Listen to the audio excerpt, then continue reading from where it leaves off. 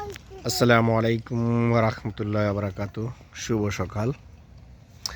আমি কিছুদিন আগে ফেসবুকে একটি ভিডিও আপলোড করেছিলাম। আমার কদু বাগানে পাখির আক্রমণে অনেক কদু নষ্ট করেছিল। তো সেই জন্যে আমি পাখির আক্রমণ থেকে কদুকে রক্ষা করার জন্য আমার বাগানের চারপাশে প্লাস্টিক লাগিয়েছিলাম। তো আমার অনেক বন্ধু অনেক ফ্রেন্ড আমাকে বলেছিল যে আমি যে পাখির উপদ্রব থেকে কদুকে রক্ষা করার জন্য যে চারপাশে প্লাস্টিক লাগিয়েছি, তো আমি সেটাতে কতটুকু উপকৃত হয়েছি সে ব্যাপারে অনেকেই জানতে চেয়েছেন। তো আমি বলবো আলহামদুলিল্লাহ, আমি যে এই প্রক্রিয়াটা করেছিলাম, আমার কদু বাগানের চারপাশে প্লাস্টিক লাগিয়েছিলাম।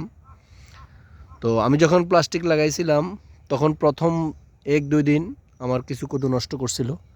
আলহামদুলিল্লাহ এখন আমি সম্পূর্ণ পাখির হাত থেকে কদু রক্ষা পেয়েছে আমার।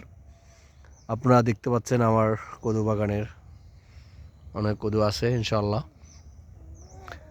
আমি অনেক কদু বিক্রিও করেছি, আর এখনও আলহামদুলিল্লাহ অনেক কয়েকটা কদু আছে। তো আপনারা যারা কদু বাগান করতেছেন এবং কদু বাগানে পাখি আক্রমণ করতেছে, তারা অবশ্যই আমার মতো এই প্রক্রিয়াটা করতে পারেন, তাহলে অবশ্যই আপনাদের কদু রক্ষা পাবে।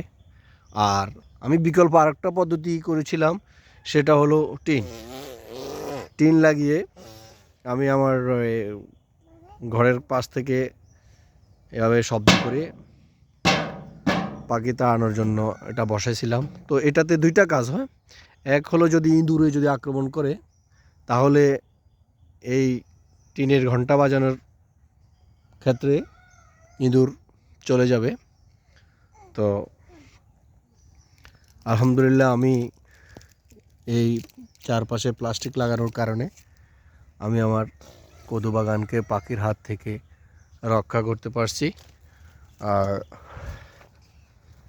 আমি আসলে অনেক বড় পরিসরে করি নাই, ছোট্ট একটা পরিসরে আমার কদু বাগান করেছি। তো আলহামদুলিল্লাহ ভালোই ফলন আসছে।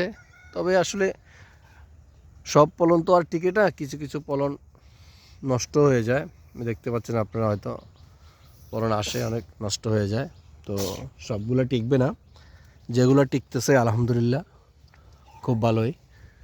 তো আপনারা যারা আমার এই কদু মাচার চারপাশে প্লাস্টিক লাগানোর যে প্রক্রিয়াটা দেখছেন, তো অবশ্যই আপনারা সেই পরিমাণ প্রক্রিয়াটা করতে পারেন।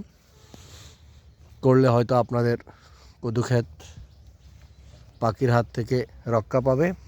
আর মাঝে মাঝে ছোট ছোট প্লাস্টিক টাঙিয়ে দিতে পারেন, তাহলে হয়তো ইঁদুর এর উপদ্রব থেকে আপনারা বাঁচতে পারবেন। তো আপনারা যারা আমার এই ভিডিওটি দেখছেন তাদের কেমন লাগলো, এবং যারা দেখতে পাচ্ছেন না তারা অবশ্যই আমার ভিডিওটা শেয়ার করে দেবেন। অন্তত আপনাদের একটি শেয়ারে আরেকজন লাউ বাগান করার উদ্যোক্তা আমার এই প্রক্রিয়াটা দেখে হয়তো উপকৃত হবে। ধন্যবাদ সবাইকে। আসসালামু আলাইকুম।